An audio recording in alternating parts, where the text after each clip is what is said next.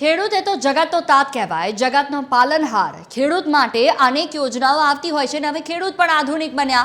ખેતીમાં નીત નવા સુધારા અને નવતર પ્રયોગો કરી ખેડૂત પાસેની પોતાની આવક બમણી કરવા તેઓ પ્રયત્ન કરે છે, જેમાં હવે એક નવો અભિગમ ઉમેરાયો, જેમાં મહીસાગર જિલ્લાના ખેડૂતો કાજુની ખેતી કરી તેમજ કાજુની ખેતીમાં આંતરપાક કરીને ખેતીની આવકને બમણી કરી શકશે।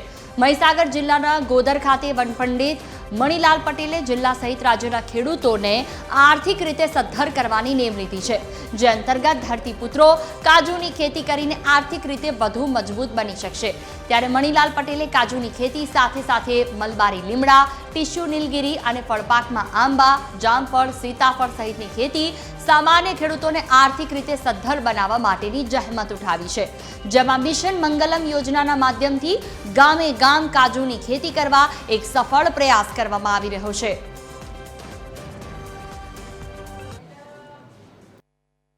ડીડીઓ સાહેબના કહેવાથી મહીસાગરનું જે વહીવટી તંત્ર છે એમના આદેશ મુજબ આ વખતે મહીસાગરમાં વૃક્ષ વાવેતરની ઝુંબેશ ઉપાડી છે। હવે અહીંયા ઓછી જમીનમાં ઓછા પાણીએ જો કરવું પડે તો એને ઢોર અને ચોરનો ઉપદ્રવ ના થાય એવી ખેતી અમે કાજુની ખેતી કરાવવાના છીએ। એ કાજુને જો ઘેરે જાતે તોડશે ને તો એનું નુકસાન થશે, કારણ કે એમાં એસિડિક દ્રવ્ય હોય છે, ફેવિક્વિકની જેમ હાથ ચોંટી જાય। બીજું એ મોઢામાં પણ નાખી ના શકાય, એટલે એને કોઈ ચોર ચોરી નહીં જાય, ઢોર ખાય નહીં, ઓછા પાણીએ ઓછી માવજાતે તૈયાર થઈ જાય। અમારા મનરેગા તરફથી પણ બહેનોને આ લાભ મળવાનો છે। એનું યુનિટ પણ અમે ટૂંક સમયમાં શરૂ કરશું। અમારો લક્ષ્યાંક તો મહીસાગરમાં 1 કરોડનો હતો, પણ અમે કામગીરી મોડી શરૂ કરી, એટલે આ ચોમાસામાં કે આ વર્ષમાં 2026માં ઓછામાં ઓછા અમે 25 લાખ કાજુ અને જે બીજા પૂરક વૃક્ષો 50 લાખ એમ કરીને 75 લાખ વૃક્ષનું વાવેતર કરશું। એ જે બહેનો વાવવાની છે એમને 40 રૂપિયાનો રોપો માત્ર 20 રૂપિયામાં આપશું અમે। મેં મારા ખેતરમાં મણિકાકા અમારા ગામના વતની છે, તેમના માર્ગદર્શન હેઠળ ચંદનનું વાવેતર કરેલું છે અને વચ્ચે વચ્ચે મલબારી લીમડા એટલે મિલિયા ડુબિયાનું વાવેતર કરેલું, લગભગ 300 નંગ જેટલું કરેલું। એમાંથી મને 3-4 વર્ષની અંદર 1.5 લાખનું વળતર મળેલું છે।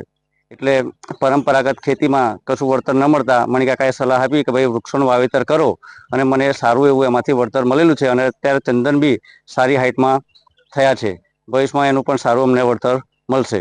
અમે ગત વર્ષે આંબાનું વાવેતર કરેલું, તો અહીંયા ગોધર એગ્રોનું કામ જે કરે છે એગ્રો ફોરેસ્ટનું શ્રી મણિભાઈ નાથાભાઈ પટેલ તરફથી અમને કાર્બન ક્રેડિટના છોડવા દીઠ 4 રૂપિયા લેખે અમને વળતર મળેલ છે, કે જે ખૂબ સારી બાબત છે અને મણિભાઈ આનું ખૂબ સારી રીતે કામ કરી રહ્યા છે આ વિભાગમાં, એ ખૂબ ધન્યવાદને પાત્ર છે।